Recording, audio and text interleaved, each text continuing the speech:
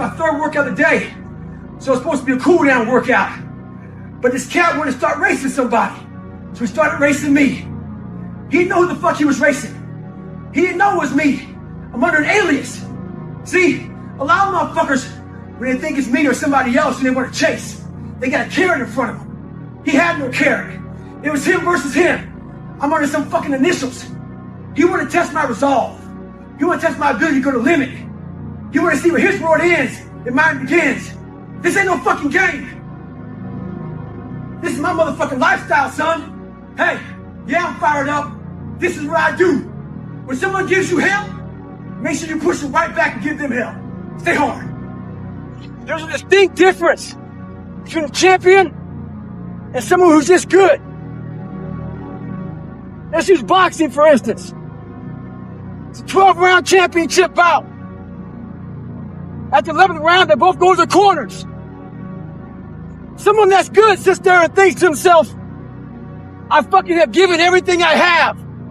Hopefully, I can get through the 12th round. A champion, he sits in that corner while all of his people are talking to him. He didn't hear shit. All he's thinking about is, I have to find what I haven't given. It's that mentality that truly separates the champions from the motherfuckers who are just good. Stay hard. I can take myself to such a level of real passion and purpose. And like, the feeling I get is something I can't even explain by myself. I don't need anyone. That's why people come to me to motivate them. No one can motivate me. I have a resume full of fucking motivation. That whenever I'm down, I'm like, oh, hang on, motherfucker. Oh, you know the truth. You know the truth. You know the darkness of the fucking dungeons and the fucking demons that fly. You know, and then from there, it's like, oh, okay, you were there. You know this. There was no one there to pick up the rucksack, to pick up the boat, to pick up the log, to go in there. It was you. It was you. There was no pat on the fucking back at 300, at 275, at 250, at 220. No, that was you. So those things that come out of me, that extract from me in the darkness, people are looking for that pat on the back. Where is it? Oh, I don't need it. Because what I've done is in the fucking unseen work, I built Frankenstein.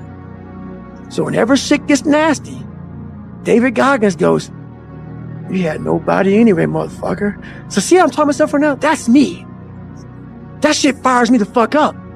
That shit makes me fucking nuts. You had nobody anyway, motherfucker. Look around you. There was no fucking team. It was you. There was no weight loss program or mom and dad waking you up saying you can do it, you can be better, trying to build belief. You built belief when you had nothing. Rock bottom. You did that. So as times get hard for me, the truth comes out. And my truth is powerful as fuck. It's real. It's tangible. I feel it. It comes out of my brain as I speak about it. I'm reliving every single dark moment of my life to be here. So that is what people don't get. That is what motivates David Goggins, is the unseen work. But everybody needs that pat on the back. They need that training partner. They need that accountability coach. I don't need that shit. And neither do they. But it's what we've trained ourselves to believe that we need. I grew up not that guy. Yeah. So a lot of people put a title on me. They see me now. They see me now as the guy that with his shirt off, who can do 4,030 pull-ups in 17 hours, who can run 205 miles in 39 hours, who can do all this crazy shit. But what they don't understand is they don't understand the journey that it took me to get to this point. And what got me to this point was I was just the opposite of what I am today. I was that guy who ran away from absolutely everything that got in front of me. But not many people knew that. I had two people. Like the real me was like this very scared, insecure, stuttering, got beat up by his dad, all this kind of stuff. And then I built this fake person that walked around like my shit didn't stink, you know? Right. Yeah, so that's kind of how I did it. And through a process of time, I realized that I was lying to myself and lying to people. You have to learn, what do you want in your life? We have so much influence coming at us that we are so lost. We don't know what we want to do because we don't spend enough time with ourselves. You have to learn to shut off a phone, shut off a computer, shut off a TV. And it's okay to sit in a room by yourself in a chair and just think about you, where I want to be, where do I see myself tomorrow, the next year from that. And it takes a lot of self-discipline to be able to do that nowadays, because you want to be so attached to everything. You want to be so caught up with the world. The world's moving too fast. The world's moving so fast that you're trying to keep up to the point where you lose yourself in the world. So you have to take that time and go to that dark place in your mind and discover who you are. A lot of us dream big. You should dream big. Dreaming big is important. You know, some of us want to be doctors, lawyers, dentists. Some of us want to be in special operations. So you have this big dream. You can see it so clearly, like it's right in front of you. You can go out and touch it. But the thing about it is, somewhere, if you dream big enough, somewhere down that journey, that dream becomes a motherfucking nightmare. And what happens in that nightmare, you start to have all these questions. Like, if you want to be in special ops, you may not be a great swimmer. You may just realize that I'm not a great swimmer, I'm not a great runner. You may start to fail tests. And all these questions start to flood your mind. Why am I here? I'm not good enough. Trust me, I know all about the fucking questions. They will flood your mind. If you do not have the answers for them, you will quit. The answers lie in the repetitions. You must not forget the repetitions you put into trying to dominate the craft that you're in today. Always, always embrace the suck, adapt to the suck. A lot of you are trying to find inspiration and motivation with a depressed mindset. You're depressed because you're not doing shit with yourself. You don't find inspiration by not living in the grip of life. You need to live in the grip of life to find inspiration. To be your best person, you have to find your best self. And to do that, you can't stay in a comfortable world. You're probably in the bed right now. You're probably an underachiever. You're probably somebody who doesn't want to do anything with your life. So whatever heaven or hell is, you're in hell the rest of your life. The rest of your life. And if there is a God, which I hope to God there is, knowing what I put myself through now, whatever memories I have, if there's any at all, I'll be a happy man. But I knew that I was getting paid for this while I was living or while I was dead. I was getting paid for this. Because basically, to me, it was a huge sin. I'm basically just going to sit here and just be a comfortable man. Whenever you find things that you're comfortable doing, you're going away from the journey of life. You find yourself when you're not comfortable. When you're not comfortable on a daily basis. And that's how I started to grow. In my life, there's a lot of times in my life where it wasn't so inspirational. There's a lot of lonely moments where there was no going the distance song in the background to keep me going. There's a lot of times, a lot of quiet times, a lot of failure, a lot of disappointments, a lot of starting from scratch. But that's when I started to develop a different mentality. And I started to develop a mentality of, this is where it's at. Where you find out where you're at is when you're at the lowest part of your life. So I started to develop a whole new mindset. Like, the lowest part of my life used to make me feel bad. The lowest part of my life now, it actually gives me strength because I know so many people stop. Mm-hmm. That's where they quit. Right. When they get to the sewer of life versus looking at it saying, oh yeah, motherfucker, now let's see what the fuck is up. Let's see what the fuck is up now. Let's see the millions of men out here in this world. They're not going where I'm willing to go now. This is where people stop. And this is where I started to develop the different mentality is. You want to test my resolve? You want to test my ability to go the distance? You want to see where your life ends and mine begins? That's where that mentality started for me. Because I started saying, man, you always end up in the dungeon. You got to find strength in that mother, or no one else does. Just shut up and let me enjoy this pain. It's funny, man. People want to know how I'm always motivated. It's the unseen work. I'm out running at 2 o'clock in the morning, 1 o'clock in the morning, in the gym, long sessions by myself. That's real. How I'm able to just extract dopamine, the good dopamine whenever I want. Man, I've trained 99% of my life alone. No one pat me on the back. I did all of the work alone. It's an endless process.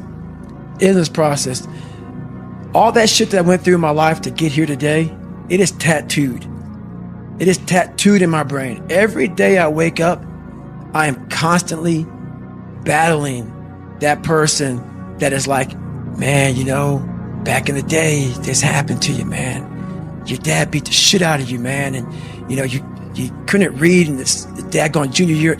All these things start to creep up, even now where you're at today. Every day, you're having to constantly battle. It's not as bad as it used to be by any means, but that person's still there. That person always lives. And that's the point about you have to continue to always challenge yourself every day. No one's gonna fucking come to help me. No one's gonna fucking come to help me. It's fucking me against me, period. And so I had to man up. And I said, the first thing I gotta start doing is facing every fucking fear I have. No matter what the fuck it is, man. And these things would keep me up at night. No one, people who are hearing this shit, they will never really understand and grasp when you face these things and so many things, how they keep you up and haunt you at night. I had two options: to either be that 300-pound guy who sprayed for cockroaches and made $1,000 a month, and at 24 years old, knowing when I'm 50 fucking years old, I can reflect on this and think about what guy I never became, or I can totally just sack it up and fail and fail and fail until I succeed. So I started calling recruiters up. I said, I'm gonna go be a fucking Navy SEAL. And while I'm still hard on myself, I know what I did. So whenever times get bad for me, people, all this, who's gonna carry the boats and law? That's real. I hate that people know me for that guy, because that guy is not every fucking day. Like when they see me, they want that energy. That's not me every day. I can extract it immediately when I need to, because when you train alone, and I lived alone for so many years in this misery, and you're able to get out of it by yourself, I can take myself to such a level of real passion and purpose. If you're willing to suffer and go back in the grind, that internal dialogue you have with yourself when you're in misery and you're uncomfortable, it's a real, scary, unfiltered, no lying dialogue between you and yourself. And people know exactly what the I'm talking about when you're in a bad spot in life and your mind is saying all kind of shit. That's who you really are. That's the real you. That's where the growth happens. When you're able to stay in that moment and talk yourself back into the suck of wherever you're going through, and you start stripping those layers away, but as you're stripping those layers away, you're building calluses over top of shit in your mind. That's where the growth starts to happen, is when you have to force yourself to stay in it. You can't leave it. I'm trying to give people a different thought process of life, where failure, hell, disappointment, discomfort is a great learning tool. And many people don't understand that. Every damn race I ever did broke it. A lot of times I went to start out with stress fractures, compression tape on. If you look at me in that Badwater tape, in my first Badwater, you can see at the end of Badwater, there's a video before I get interviewed, and they're taking off the compression tape. I had that in start line damn race. So my mentality was animalistic. It was something that it was barbarian type of like a mentality. Every morning I would wake up at 3:30 in the morning, 4 o'clock in the morning, go to my dive cage, go in there before anybody saw me. I'd get duct tape, and I would tape from my forefoot all the way up to the mid of my calf, and I would put 2 black socks on. And so I ran not using the pivot, and I ran my hip flexors. So for the first 45 minutes to an hour, I was in absolute excruciating pain. But what motivated me through that whole process was the fact that this kid came from that. I'm in the hardest training in the world, in the worst shape of my entire life. What if I can graduate amongst these studs? All these guys around me are studs. They're stallions. They're gladiators in my class. They're all healthy. Most of them. They're not broken like this. They may have some, everybody's sick going through that training. Yeah. But if I can graduate, it would change everything for me. If I can start the hardest training in the world, broken, and graduate. So my mind fed off of that. You are now, from the weakest man, you are now the hardest man to ever live. You have to tap into suffering every day of your life, because we have so much scarring that we have to clean up. You have to look at suffering as almost like I look at failure. To succeed, you must fail. In failure and in suffering, all the answers are in there. All the answers to all the test questions. The test is your life. All the answers are in there. You don't have to live in suffering and pain and failure all the time. You have to learn, I need to visit it. Like people hate working out. You're only going to visit working out maybe an hour a day. 23 other hours of the day, you're not in it. But how you become in shape is you must visit suffering, visit working out 1 hour a day. Visit suffering 1 hour a day. Visit your past failures 1 hour a day. The relationship with it is the answers are in there. They are in there. Within the suffering, go in there, and I call it the live autopsy. The live autopsy. How you find out someone died? They crack you open after you're dead. How you can live is do it while you're alive. Go back in your brain, crack it open while you're alive. Don't wait until you're dead to figure out why you died. Do it while you are living. Go in there, go into the suffering, go into the pain of your life and say, why did this suck for me so bad? Why am I afraid of all this stuff? Why have I shut down the whole world? I guarantee I'll tell you why you shut down the whole world. It's in these nooks of the suffering within your brain, in the scarring, are all the answers to why you are on the couch feeling sorry for yourself. They lie within the scars. Visit them for at least an hour a day, study them, and then you'll find out more about yourself. You will then grow. So don't look at it as every day I suffer.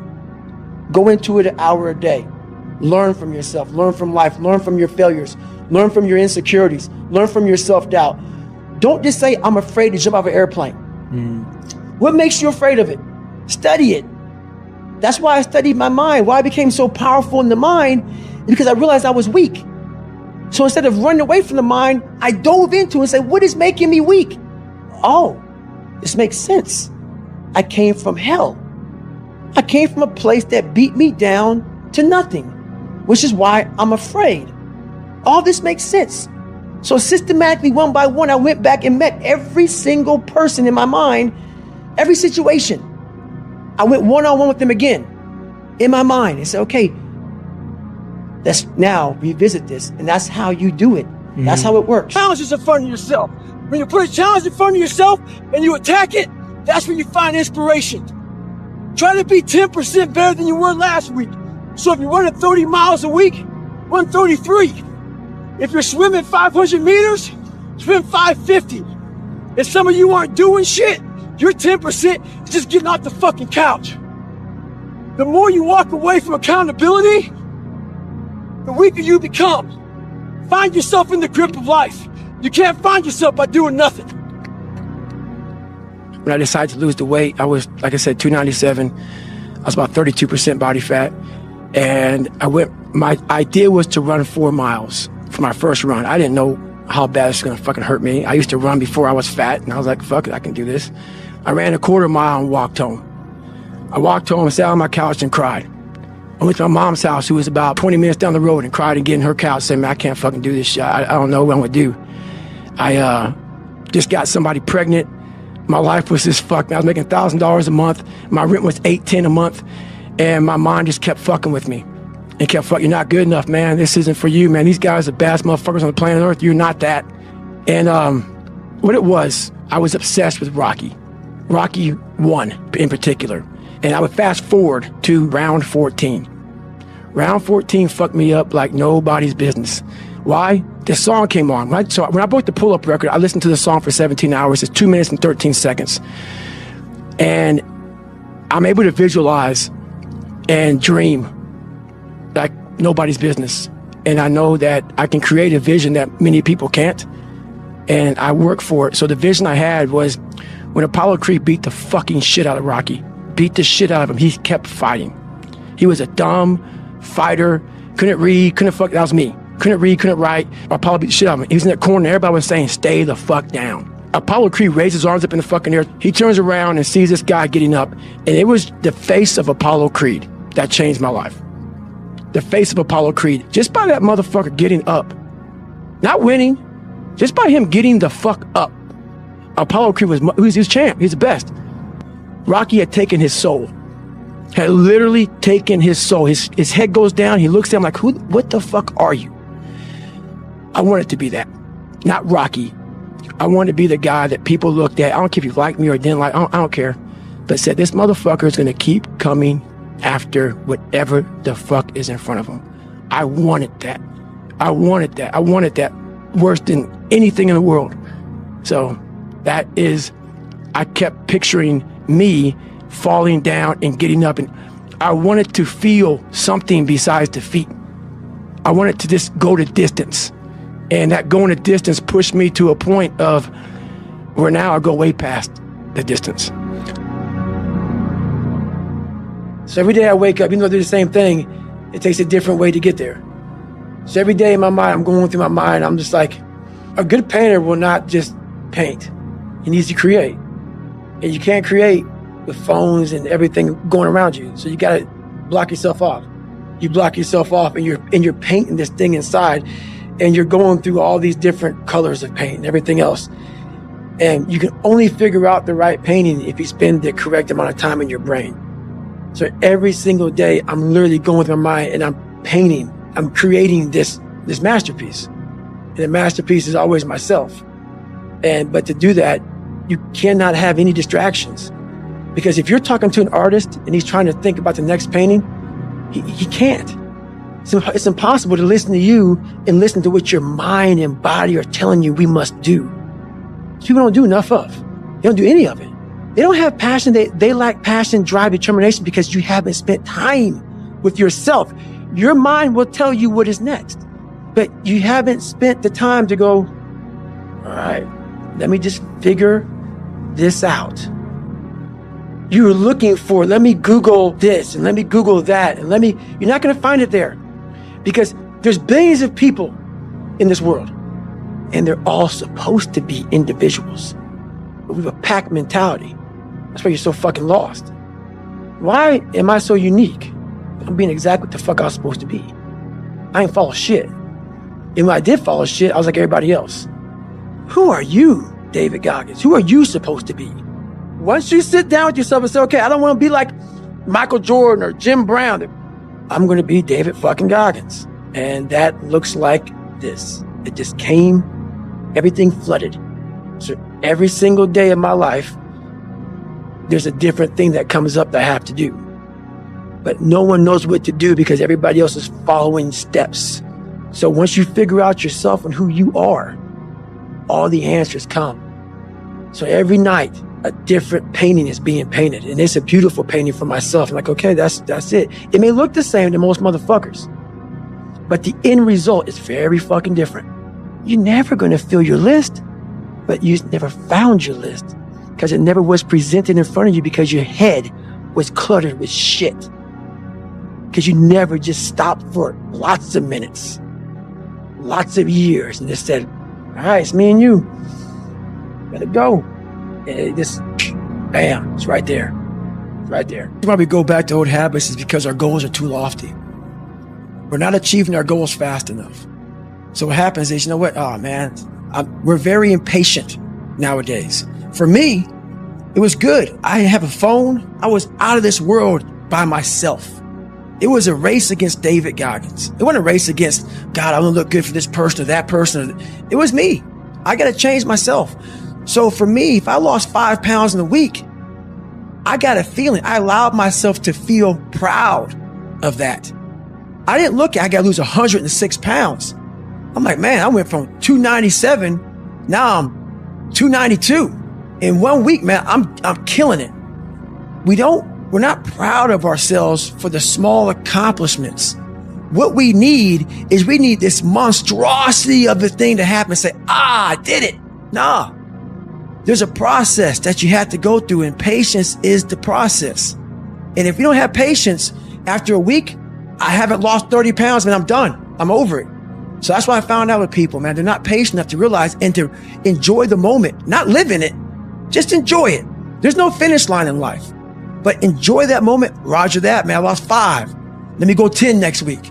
So that's the whole thing about it. That's how people lose it. I no longer wanted to be a victim in my mind. I wanted to dominate where most people would refuse to dominate. I wanted to dominate under the most harsh environment. Most of us live our entire lives avoiding failure. It's funny. I walk around, people come to me, they say, man, you're that Navy SEAL, you went through Ranger School, you were, Air Force TAC P, you did the pull-up record, you run all these ultra races, all this shit, man. The funny thing about it that I think about is this. They know that part of me. This is the part I know about myself. I failed the ASVAB test to get in the military 3 times. In the Air Force, failed at pararescue. In the SEALs, it took me 3 times to get through Navy SEAL training. The pull-up record took me 3 times. This is what I know about me. So what I'm saying is this. You can't live your life being afraid to fail. All those failures made me the success in the day. So what you have to start doing is realizing that no matter where you're at in life, I got caught a lot. My dad abused me. Learning disability, stutters, immaturity, insecurities, self-doubt, so much crap on top of me. So much stuff. I lied a lot to create friends. So much stuff was in my backpack. No one's coming back to help me. So it starts with that person in that mirror. You have to realize you are on your own now. And whatever else you believe in, I don't care what you believe in, but on earth, it's a very lonely journey. And it starts with the accountability mirror of looking at saying, hey, my dad who beat the hell out of me is not coming back. All these things are coming back. I have to face myself. And you have to own all those things that people may have done to you. Now it's yours. You got to own it. And it's yours now to fix the problems that people did to you. It makes no sense. It's not fair. I get it. But if you... So basically, life will hijack your mind if you let it. Don't allow all these things to make you a lesser person. You must own your mind. Don't let life own yours. Some of the hardest shit I do in my life is just learning. But I got that self-discipline from waking up at 3 and 4 o'clock in the morning to go out in the cold weather, to get my run in, to get my lift in, to get my swim in, to do those things. It totally transfers over to my learning. It's that self-discipline you gain from feeling good about yourself by overcoming yourself on the physical aspect of life. And it transfers to your whole work ethic and everything you do comes from the physical aspect of life. I truly believe that. And the physical and the mental are all one. They are all tied into one, man. Well, hey, go out there, run a couple minutes a day, bike, do some exercises, just get in shape. Life's about self-discipline.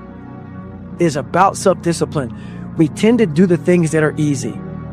And that is, it builds no mental toughness. It builds no mental hardening. It builds nothing. When you work out, working out is where you can build that the fastest. Because it's a constant, it gives you instant feedback. Yeah, you may not lose the weight you want to real fast, but the discipline it takes, it transfers over to all aspects of your life. It's not people, man, why are you always working out? Stop looking at it that way. This is the foundation of life. When you look in the mirror, every morning we all look in the mirror to get ready to go to work, to go anywhere. The first thing you see is your reflection. If you don't like what you see in the morning, you lost the war already. It's not about even liking what you see. It's about looking in the mirror and you may start, man, I feel different. That reflection is not everything. It's a feeling you're supposed to get. So you have to, in life, once you leave your house, the war begins. In your house, you have some control. And that reflection in the mirror, you have to control that reflection in the mirror. That's how you start your day. If you leave your house feeling like, okay, I can fight. I've established the mentality to fight. And all that comes from working out. It's not just from, you can't find that in the office, but you have a choice to make. Do you want to sit down and go back to that guy you once were? No. So this is what it takes. Nothing is easy. But when you put that practice in, every day you lace them up, pretty soon you win. Pretty soon you'll... Mental toughness isn't something that you sample. It's something that you live in every day.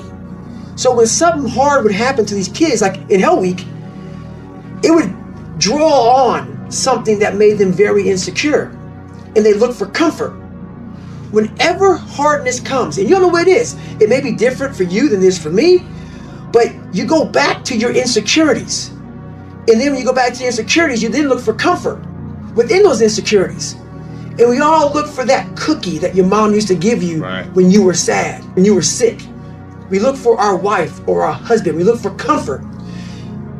It's in those moments you must retrain your mind to think differently in health. So a lot of us, we wake up already defeated. We wake up, so when you leave your house, even before you leave your house, life is coming at you very fast. It just is. It's the world we live in. People try to make it all clean and, oh my God, your outlook. No, it's just true. Life is coming at you fast. So you have to take advantage of the things that are in front of you that you can control. For me, I try to win the war in the morning, which means don't get up in the morning time and start losing, which is like hit the snooze button. Immediately in the morning, you already start to fail yourself. You're already falling behind the 8 ball of life. You want to attack life already starting to put that armor on. Like before you go into combat, they give you body armor.